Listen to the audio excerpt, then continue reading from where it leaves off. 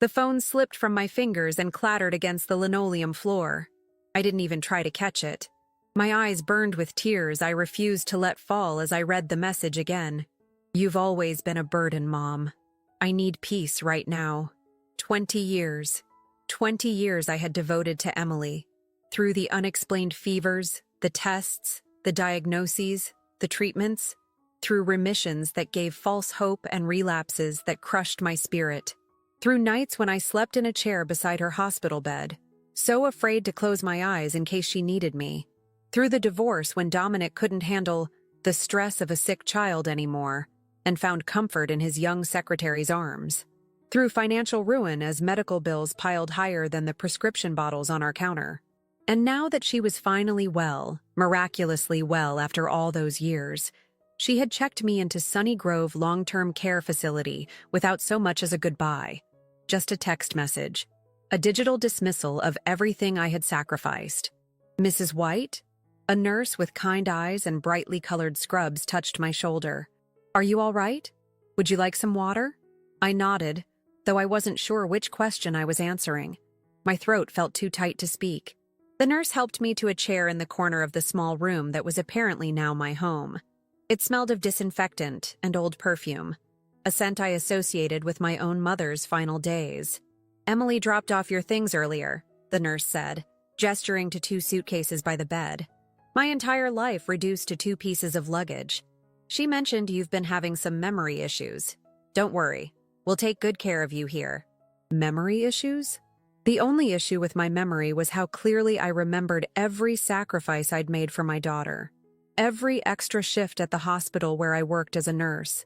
Every skipped meal so she could have the organic foods her doctor recommended. Every night I stayed awake researching experimental treatments. There must be some mistake, I finally managed, my voice sounding foreign to my own ears. I'm perfectly healthy. I'm only 58. The nurse, Megan according to her name tag, smiled with practiced sympathy.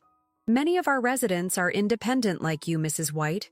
Think of this as a community, not a hospital. Why don't you rest now? Dinner is at 5, and I'll come get you. After she left, I sat motionless, trying to make sense of what was happening. When Emily had suggested I look at some living options last week, I thought she meant a smaller house or maybe a senior apartment complex. Not this. Never this. I reached for my phone again, wanting to call her, to demand an explanation. But would that make me the burden she claimed I was? The thought twisted like a knife in my chest. Instead, I opened my suitcases. My clothes had been hastily packed, some still on hangers. A few framed photos. Emily's graduation, our family Christmas before Dominic left, Emily's last day of treatment when we celebrated her remission.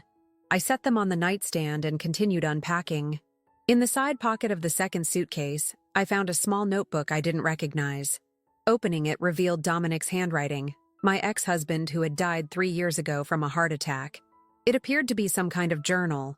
The first entry was dated just after our divorce was finalized. Karen thinks she got everything in the settlement. She has no idea about the offshore account. If she had hired a better lawyer instead of focusing all her energy on Emily's treatments, maybe she would have discovered it. Her loss. Emily will understand when she's older why I had to protect some assets. A man needs security. I sat down hard on the bed, my hands shaking. Dominic had hidden money during our divorce? Money that could have paid for Emily's treatments? Money that would have prevented me from working double shifts until I nearly collapsed from exhaustion? I flipped through more pages, my anger building with each entry. He documented trips with his new wife, expensive purchases, all while claiming he could barely afford his child support payments. And then I reached an entry from 6 months before his death. Changed my will today. Karen doesn't deserve anything after turning Emily against me all these years. Emily will get everything, but only after she's 30. The trust will provide a monthly allowance until then. Told Garrison to keep it in the office safe, not to file it officially until after I'm gone. Karen will never know.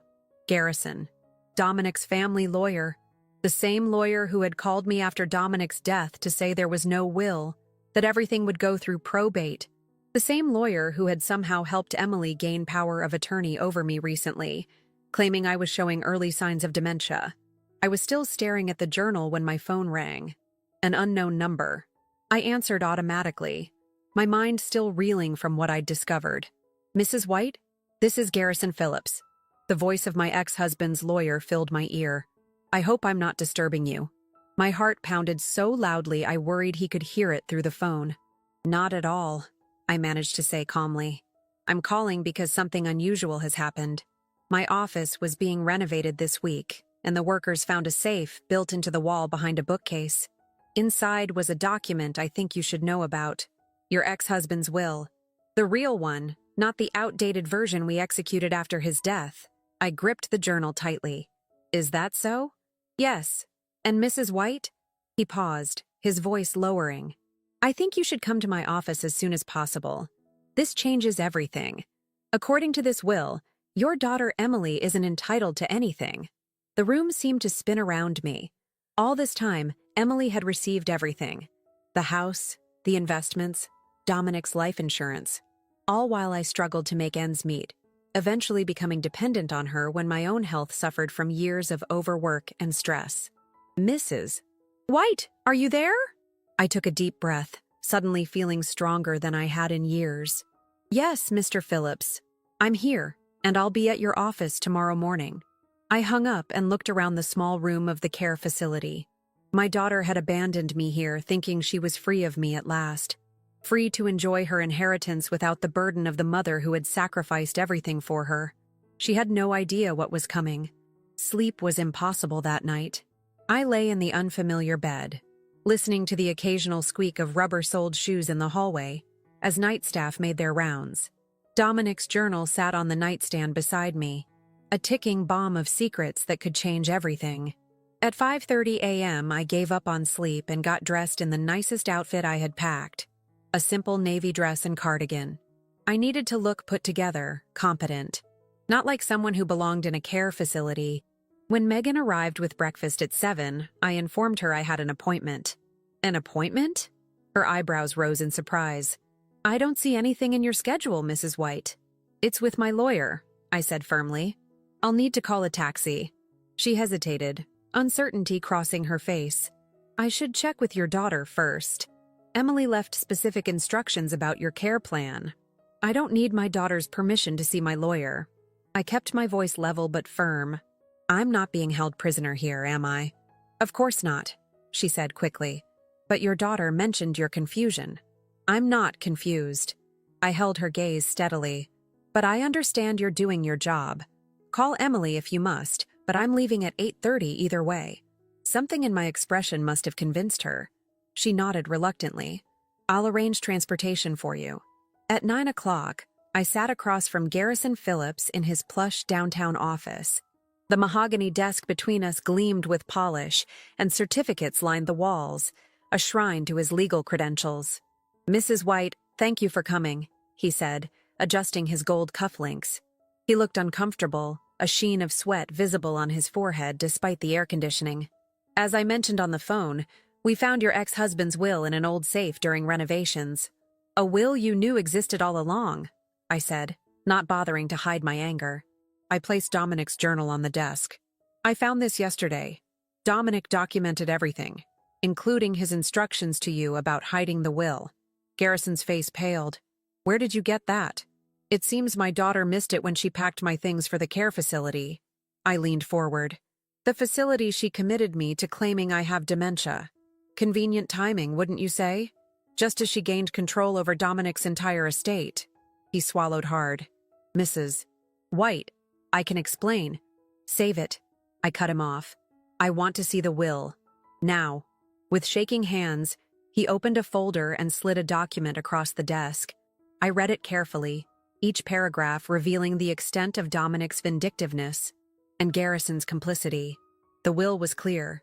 Dominic had left everything to Emily, but only when she turned 30. Until then, the estate was to be managed by a trust, with 70% of the income going to me as restitution for, as Dominic put it, financial hardships endured during our daughter's illness. There was also a clause stating that if Emily failed to adequately care for me in my old age, she would forfeit her inheritance entirely. He had a change of heart before he died, Garrison explained weakly. He realized how much you had sacrificed. But Emily was so insistent after his death, claiming you had always turned him against her. She had medical reports suggesting your memory was failing. Reports she fabricated, I said, my voice ice cold. My doctor would never diagnose me with dementia. I've been her patient for 20 years. You have to understand my position, Garrison pleaded. Emily presented very convincing evidence. She had power of attorney documents, which you helped her create, I finished for him. Based on fraudulent medical information, he didn't deny it. What do you want, Mrs. White? Justice, I answered simply. I want what Dominic intended me to have. I want my daughter to face the consequences of her actions, and I want you to do your job properly this time, or I'll report you to the Bar Association for professional misconduct. The drive back to Sunny Grove gave me time to think. I wasn't interested in revenge exactly. What I wanted was accountability and answers. Why had Emily done this? How had our relationship deteriorated so badly that she could abandon me without remorse? The facility seemed different when I returned. Less like a prison, more like a temporary stop on my journey. I found Megan at the nurse's station. Your daughter called several times, she informed me. She was quite upset about your appointment. I imagine she was, I replied. Megan, I need a favor. Could you help me get in touch with Dr. Helen Foster at Memorial Hospital? She's my primary care physician. Of course, she said, looking relieved that I wasn't causing trouble. But, Mrs. White, Emily mentioned you haven't seen Dr. Foster in over a year. Another lie. I had my annual physical just 2 months ago. That's not accurate, I said. Please make the call. In my room, I took out my phone and found several missed calls and messages from Emily. I wasn't ready to confront her yet. First, I needed more information. I scrolled through my contacts until I found Sarah Martinez, my friend from the hospital where I'd worked as a nurse for 30 years before retiring to care for Emily full-time. Sarah had always been straightforward with me, even when the truth was painful. Karen? Sarah answered on the second ring. My God, where have you been? I've been trying to reach you for days. It's a long story, I said, relieved to hear her voice. Emily checked me into Sunny Grove yesterday. A long-term care facility. She what? Sarah's shock was genuine. Why would she do that? You're perfectly healthy. She's telling people I have dementia. I kept my voice steady. Sarah, I need to know. Has Emily been saying things about my mental state to others? At the hospital, perhaps? Sarah was quiet for a moment. Karen, I didn't want to worry you. But yes, about 6 months ago, she started telling people you were becoming forgetful, sometimes confused. I didn't believe it. I saw you at the hospital fundraiser in March and you were sharp as ever. But she was very convincing, even had some of the doctors concerned. 6 months ago, right around the time she'd started managing Dominic's estate independently after the executor role ended. There's something else, Sarah continued, her voice dropping. She's been seeing someone, a financial advisor who's been helping her manage her inheritance, as she puts it. Ethan Blackwell. He has a questionable reputation. There were rumors at his previous firm about elder fraud. Everything was starting to make sense. The perfect storm. Emily's newfound wealth, a manipulative boyfriend, and a mother who knew too much about financial management to be easily deceived. Sarah, I need another favor. Can you send me any information you have on this Ethan? And can you reach out to Dr. Foster? I need her to document my actual mental state before I confront Emily. Of course, Sarah promised. Karen, be careful. If they've gone this far already. I will, I assured her, though a cold knot of fear was forming in my stomach. How desperate might Emily become if she realized she was about to lose everything? After hanging up, I sat on the edge of my bed, trying to process the betrayal. My own daughter had systematically worked to discredit me, isolate me, and strip me of my autonomy. All for money. The money that should have been used for her medical care all those years ago. The bitter irony wasn't lost on me. A soft knock on my door interrupted my thoughts. Megan entered, looking troubled. Mrs. White, I spoke with Dr. Foster's office. They were very confused about your situation. Dr. Foster has been trying to reach you for weeks. She said your daughter told her you'd moved to Florida to live with a cousin. I nodded, unsurprised by one more lie in Emily's web of deception. There's something else, Megan said, glancing over her shoulder nervously. Your daughter is here. She's demanding to see you immediately. My heart raced. I wasn't prepared for this confrontation yet. Not without more evidence, not without a plan. She's very upset, Megan continued. And she's not alone. There's a man with her, tall, well-dressed. They're saying you left the facility without permission and they need to discuss transferring you to a more secure location. A more secure location. One where I couldn't access lawyers or friends. One where I might truly disappear. Mrs. White? Megan's eyes were wide with concern. What do you want me to do? Tell them I'm resting and can't be disturbed, I whispered urgently to Megan. And please, if you could call Dr. Foster directly and ask her to come here. Tell her it's an emergency. Megan hesitated, conflict evident on her face. Mrs. White, I could lose my job if… Megan, I interrupted, taking her hand. You're a nurse. You took an oath to do no harm. They're trying to move me somewhere against my will based on false medical claims. That's not just unethical. It's illegal. Something shifted in her expression. Professional resolve replacing uncertainty. She nodded once, decisively. I'll handle it. Stay here and lock your door. After she left, I moved quickly. I needed evidence and protection. I took photos of every page of Dominic's journal with my phone and emailed them to Sarah and Garrison Phillips. Then I called Garrison again. They're here, I said without preamble when he answered. Emily and some man named Ethan. They want to transfer me to a more secure facility. That's not legal, Garrison said immediately. The power of attorney Emily has would not cover forced relocation if you're competent to make your own decisions. But she's claiming I'm not competent, I reminded him.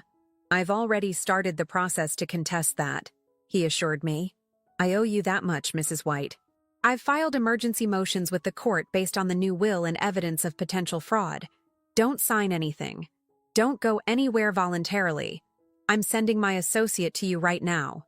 I was still processing this unexpected allyship when I heard raised voices in the hallway. Emily's sharp tone cutting through the facility's usual quiet. This is ridiculous. I'm her daughter and medical proxy. I have every right to see her and make decisions about her care. A man's voice followed, smoother, but with an edge of authority that made my skin crawl. Perhaps we're not making ourselves clear. Mrs. White's condition has deteriorated. She's a danger to herself. The doctor who examined her this morning recommended immediate transfer to a specialized memory care unit. What doctor? There had been no examination that morning. The lies were becoming bolder, more desperate. Megan's voice was calm, but firm. I understand your concerns, but our policy requires patient consent for transfers unless there's an immediate medical emergency. Dr. Foster has been notified as Mrs. White's primary physician, and she's on her way to evaluate the situation.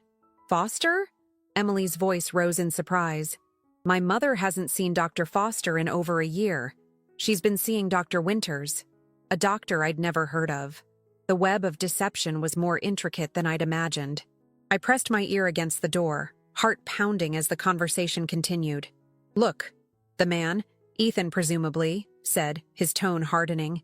We have the paperwork right here, signed by Dr. Winters yesterday. We're not asking permission. I'm afraid I'll need to see those documents, came a new voice, older, female, authoritative. Relief flooded through me.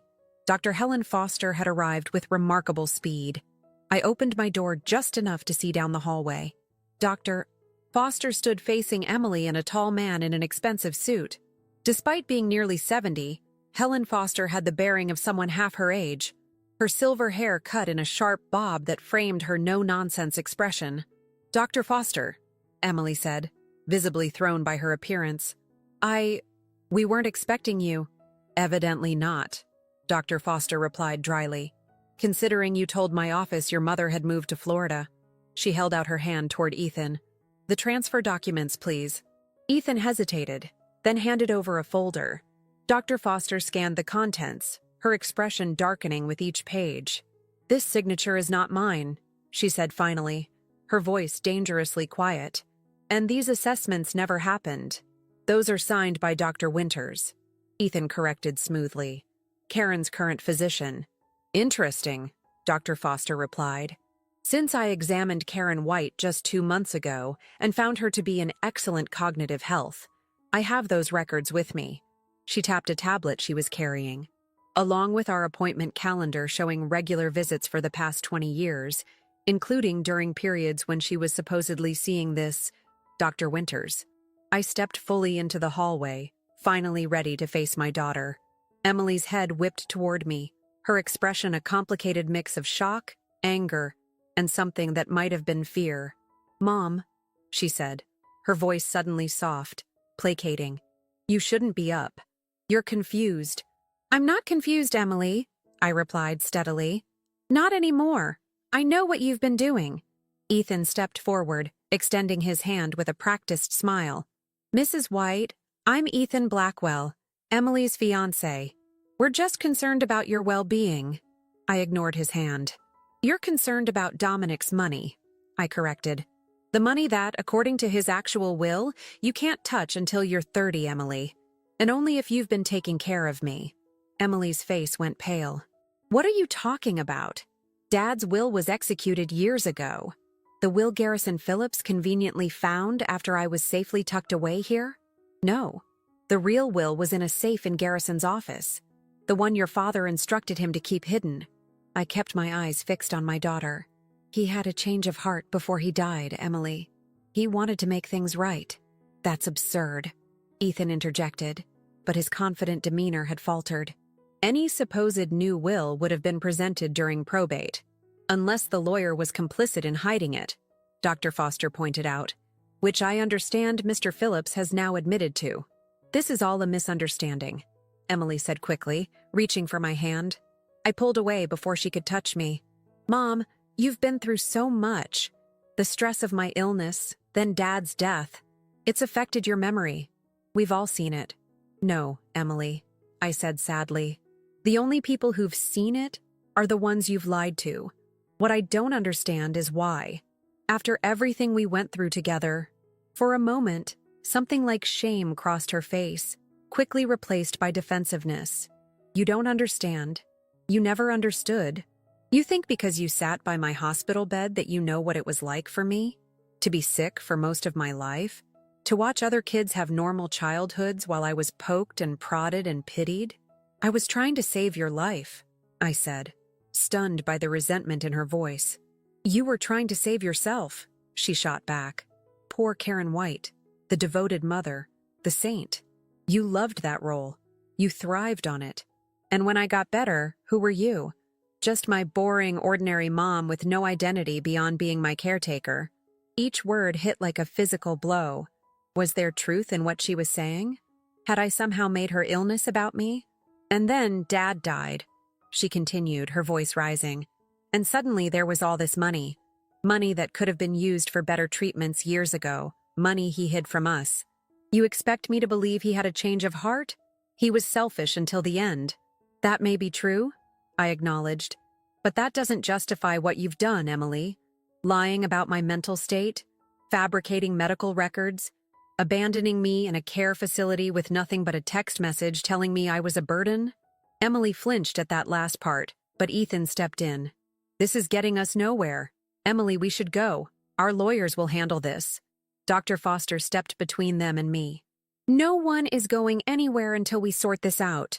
I've already contacted the medical board about these fraudulent documents, and as Mrs. White's physician, I'm documenting that she is fully competent to make her own decisions." "You can't prove anything," Ethan said coldly. "Actually, she can," came Megan's voice from behind me. "I've been recording this entire conversation on my phone. Standard procedure when there's a dispute about a resident's care." She held up her phone, the recording app clearly visible on the screen. Ethan's face hardened. "Give me that phone," he demanded, taking a threatening step toward Megan. "Step back right now," came another voice, a security guard who had appeared at the end of the hallway. Behind him stood a young woman in a suit who I recognized as Garrison's associate. "Mrs. White," the young lawyer called. "I'm Amanda Moore from Phillips Law. The emergency motion has been granted. The court has temporarily suspended Emily White's power of attorney pending investigation. Emily looked from the lawyer to me, panic replacing her anger. Mom, you can't do this. Everything I did was for us. For us? I repeated incredulously. You were planning to leave me in some locked facility while you spent your father's money with a man who has a history of elder fraud. I saw Ethan's eyes widen at that revelation. Yes, I know about your reputation, Mr. Blackwell. The security guard moved closer. Sir, ma'am, I need to ask you to leave the premises now. Ethan grabbed Emily's arm. Let's go. This isn't over. As they retreated down the hallway, Emily looked back once, her expression unreadable. In that moment, I saw glimpses of the little girl I had nursed through countless nights of fever, the teenager who had fought so bravely through painful treatments, the young woman who had finally been declared in remission after 20 years of struggle. What had happened to us? How had we become such strangers? Mrs. White? Amanda Moore approached me cautiously. We should talk about next steps. The court hearing is scheduled for tomorrow morning. I nodded numbly, the full weight of the confrontation settling on me. I had stood my ground, but victory felt hollow. My daughter, the person I had devoted my entire life to, had betrayed me in the most fundamental way. Karen? Dr. Foster's gentle voice pulled me from my thoughts. Let's get you somewhere quiet. We need to document your current condition properly. As they led me back to my room, I caught sight of my reflection in a hallway mirror. I looked older, wearier, but there was something else there too, a strength I hadn't seen in myself for a long time. I had survived my daughter's illness. I had survived Dominic's betrayal and abandonment. I would survive this too. But first, I needed to understand how my sweet Emily had turned into someone capable of such calculated cruelty, and I suspected Ethan Blackwell held the key to that mystery. Amanda, I said as we entered my room, before we discuss the hearing, I need to know everything you can find out about Ethan Blackwell. I think there's more to his influence over Emily than we realize. Amanda nodded, already typing notes into her tablet. Mr. Phillips mentioned your concerns. We've started digging into his background. And? I prompted. And, she replied, looking up with a grim expression. You're right to be worried. Ethan Blackwell isn't just a financial advisor with a questionable past. He's been linked to at least 3 other cases involving young heirs and isolated elderly relatives. The implications chilled me. This wasn't just about Emily's resentment or greed. She had fallen under the influence of someone who specialized in exactly this type of situation. The question is, Amanda continued, her voice dropping to ensure only I could hear, how far is he willing to go to keep control of your ex-husband's fortune? Sleep eluded me again that night. I lay awake thinking about Emily's words, the resentment in her voice, the accusation that I had somehow enjoyed her illness, that I had made her suffering about me. Was there truth to it? Had I lost myself so completely in being Emily's mom that I couldn't see what was happening to her? A soft knock interrupted my thoughts. Megan entered with a tray of tea. I thought you might need this, she said kindly. Chamomile, good for anxious nights. Thank you. I accepted the steaming cup gratefully. I don't know how to thank you for everything you did today. She sat on the edge of the bed. My grandmother was a victim of elder abuse. My uncle convinced everyone she was losing her mind, got power of attorney, and drained her accounts. By the time anyone realized what was happening, she'd lost everything. Her eyes met mine. I promised myself I'd never stand by and watch that happen to someone else. Do you think that's what this is? Elder abuse? Financial exploitation, isolation, false imprisonment. Yes, Mrs. White. That's exactly what it is. She paused. Even if your daughter believes she's doing the right thing, she's being manipulated by someone who knows exactly what he's doing. After Megan left, I called Sarah, who answered immediately despite the late hour. I've been researching our friend Ethan Blackwell, she said without preamble. Karen, he's had 3 different jobs at financial firms in the past 5 years, left each one just ahead of formal complaints. And I found something else. He was engaged twice before, both times to women who'd recently come into inheritances. What happened to them? One broke it off after her brother intervened. The other, Sarah hesitated. She committed suicide. At least, that's what the official report says. Her family had doubts. A chill ran through me. You think he's dangerous? I think he's desperate. People who've built their lives on scams usually are when they're exposed. She paused. Karen, I don't think you should be alone right now. I'm in a care facility with staff around the clock, I reminded her. And there's a security guard since the incident today. Still, I'd feel better if someone was with you. I'm coming over. Sarah, it's nearly midnight, which means my shift ended an hour ago, and I'm already in my car. See you soon. True to her word, Sarah arrived 30 minutes later, overnight bag in hand. The facility made an exception to visiting hours given the circumstances. With her there, I finally managed a few hours of restless sleep. Morning brought Amanda Moore back to my room, this time with a thick folder of documents. We've been busy, she announced, spreading papers across the small table. First, good news. The judge has officially suspended Emily's power of attorney and appointed a neutral guardian ad litem until your competency is formally established. Dr. Foster's assessment has been entered into evidence, along with statements from Megan and other staff members. And the will? That's more complicated. Garrison is testifying today about why he concealed it. He's facing serious professional consequences, but his cooperation helps our case. She hesitated. There's something else you should see. She handed me a document. Bank statements from an account in Emily's name. The withdrawals were staggering. Hundreds of thousands of dollars over just 3 months. Where is it all going? I asked, stunned by the amounts. That's what's interesting. Most of it went to an investment firm registered to Ethan Blackwell. Except it's not a real investment firm, it's a shell company. And those investments? They don't exist. He's stealing from her, I whispered. Yes, but I don't think Emily knows it yet. Based on these statements, she believes they're building an investment portfolio together. In reality, he's funneling the money offshore. My mind raced. So it's not just about controlling Dominic's estate, he's actively stealing it.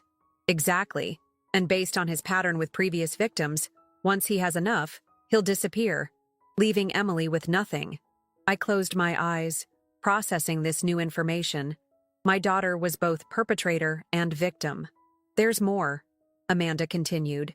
We found Dr. Winters, the doctor who supposedly diagnosed your dementia. He claims he never examined you, says he signed papers as a favor to Ethan, who he knows from his country club. He's already recanted his diagnosis. Can I see Emily? I asked suddenly. Before the hearing? Amanda looked uncertain. That might not be advisable given... She's my daughter, I interrupted. Whatever she's done, she's still my daughter, and she's in danger. Before Amanda could respond, my phone rang. An unknown number. Mrs. White? A woman's voice, shaking and unfamiliar. My name is Vanessa Blackwell, Ethan's ex-wife. Your friend Sarah Martinez tracked me down. Mrs. Blackwell, I said carefully. What can I do for you? It's what I can do for you, she replied urgently. I heard Ethan is involved with your daughter, trying to control your ex-husband's estate. She took a deep breath. You need to be careful. Ethan is dangerous. More dangerous than you know. What do you mean? The pattern is always the same. He finds vulnerable heirs, isolates them from family, convinces them to transfer assets to his investment firm. When the money's gone or someone starts asking questions, he vanishes. Her voice dropped. Or accidents happen. My blood ran cold. Accidents? His previous fiancée, Diane Crawford? The one who supposedly committed suicide? She was asking questions about missing money the day before she died. Vanessa's voice cracked. I tried to warn her family, but they thought I was just a jealous ex. Now I'm warning you. Don't underestimate him. After hanging up, I relayed the conversation to Amanda, whose expression grew increasingly grave. We need to tell Emily, I insisted. Whatever she's done, she doesn't deserve this. I agree, but we need to be careful. If Ethan suspects we're onto him. My phone chimed with a text message. From Emily. Mom, I'm sorry for everything. Ethan explained it was all a misunderstanding. Can we talk privately? Just you and me. I showed it to Amanda, who frowned.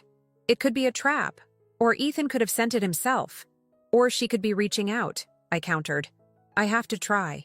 Not alone, Amanda insisted. Let me call the police first, explain the situation.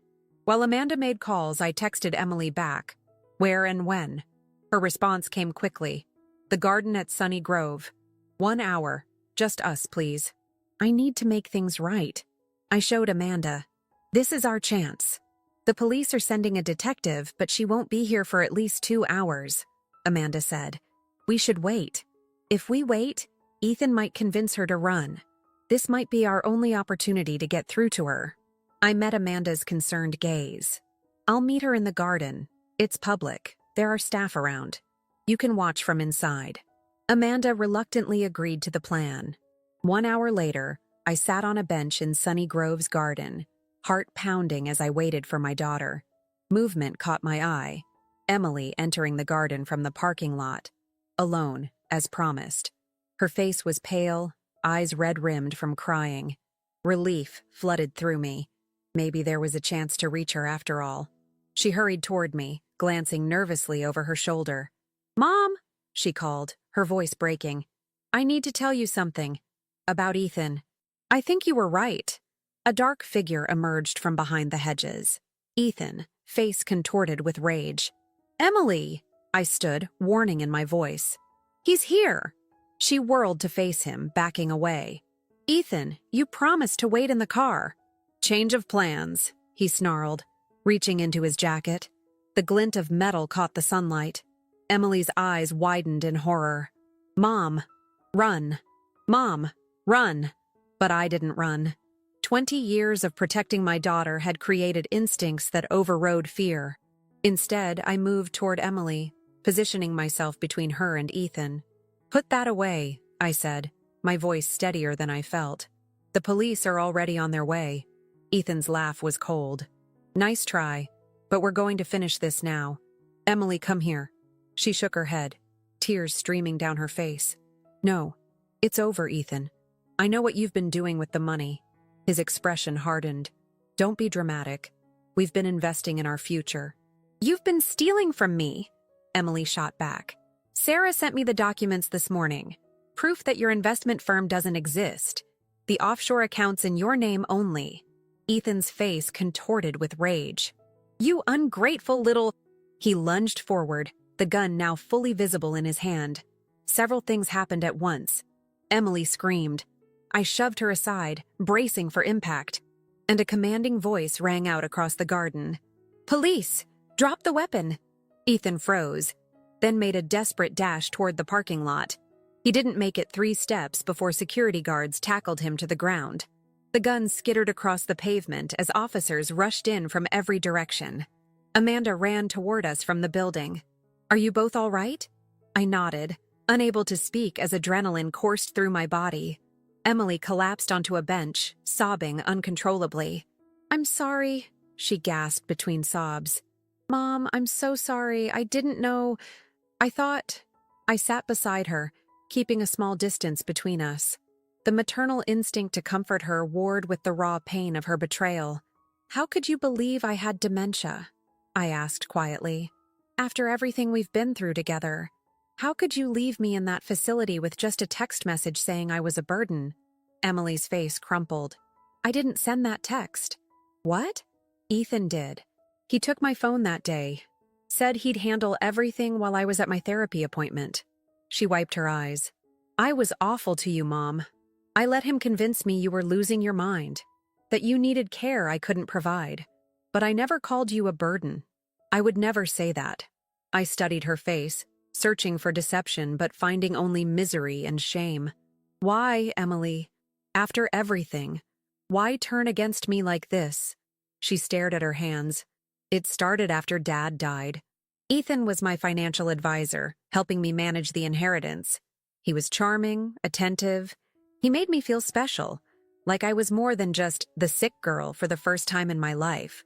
"You were always more than that to me," I said softly. "Was I?" Her eyes met mine, wounded but direct. "Mom, you were an amazing caretaker. You sacrificed everything for me. But sometimes it felt like my illness defined both of us. Like you didn't know how to relate to me as anything but your sick daughter who needed saving. The words stung because there was truth in them. When Emily had gone into remission, I had struggled to redefine our relationship, to see her as an independent adult, rather than the vulnerable child I'd protected for so long. Ethan understood that, she continued.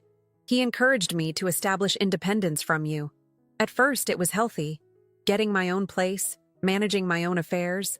But then he started planting doubts, suggesting you were controlling, pointing out memory lapses that were probably nothing. And you believed him. He was very convincing. He'd rearrange things in your house, then point out how you couldn't remember moving them. He'd cancel your appointments, then show me how you forgot them. Shame colored her features. By the time he suggested the care facility, he had constructed an entire reality where you were declining rapidly, and I was the responsible daughter making hard decisions. A detective approached, notebook in hand. Ms. White, I need to take your statements when you're ready. I nodded. Just a few more minutes, please. After the detective stepped away, I turned back to Emily. The will. Did you know about the real one? She shook her head. I had no idea. Ethan handled everything with Garrison. I trusted him completely. Her voice broke. I was such a fool. You were manipulated by someone who's done this before, I said. But Emily, that doesn't excuse everything. You made choices. You let him isolate me. You signed papers committing me without even talking to me first. I know, she whispered, and I'll have to live with that for the rest of my life. In the distance, paramedics loaded a handcuffed Ethan into an ambulance. Apparently, he'd sustained injuries during his apprehension. It gave me no pleasure to see him hurt, but I felt profound relief knowing he could no longer harm anyone. 3 months later, I sat in the judge's chambers as the final orders were signed. Ethan had been charged with multiple felonies, including attempted murder, fraud, and elder abuse. Garrison Phillips had surrendered his law license and was cooperating with prosecutors. And Emily was facing her own legal consequences. The court recognizes the extraordinary circumstances of this case, the judge said, reviewing the documents before her. Mrs. White, you've requested leniency for your daughter, despite her role in these events. I have, I confirmed. Emily was manipulated by a predator who targeted her specifically because of her vulnerability. She's agreed to make full restitution from the estate and is already doing community service at a center for abuse survivors. The judge nodded. And the terms of the will? I've established a trust, I explained.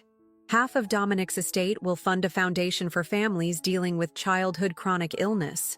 The remainder will be managed by independent trustees, with Emily receiving a modest monthly allowance until she's 30, at which point she can petition for full access if she meets certain conditions. Very well, the judge said, signing the final papers. Justice is served, with mercy where appropriate. Court adjourned. Outside, Emily waited on a bench, her posture reflecting the weight she carried. Our relationship remained fragile, a delicate reconstruction of broken trust. We were in family therapy together, slowly unpacking decades of complicated dynamics. It's done, I told her as I emerged from the chambers. Thank you, she said quietly, for the leniency. I don't deserve it. Maybe not, I agreed. But healing is more important than punishment. She nodded, then hesitated. I got a job offer, teaching music at a school in Portland. That's wonderful. I had forgotten how talented she was with the violin, a passion set aside during years of illness. It starts next month. I was thinking, maybe you'd want to visit once I'm settled. See the city? It was a small olive branch, tentatively extended. Not forgiveness. We weren't there yet, but possibility. I'd like that, I said. We walked together toward the parking lot, the late afternoon sun casting long shadows.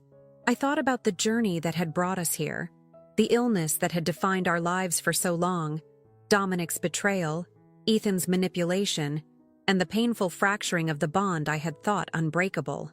Mom? Emily's voice interrupted my thoughts. Remember how you used to tell me that healing isn't linear? That there would be good days and bad days, but we'd get through them together? I remember. I think that applies to us now, doesn't it? To healing our relationship? I looked at my daughter, truly looked at her, Not as the sick child I had protected or the woman who had betrayed me, but as she was, complicated, flawed, and trying to find her way back. Yes, I said softly, one day at a time. Life had taught me that the hardest pain often comes from those we love most deeply, but it had also taught me that while trust, once broken, is never quite the same, something new and different can grow in its place, something perhaps stronger for having been rebuilt. It wasn't a perfect ending, but it was a beginning, and for now, that was enough.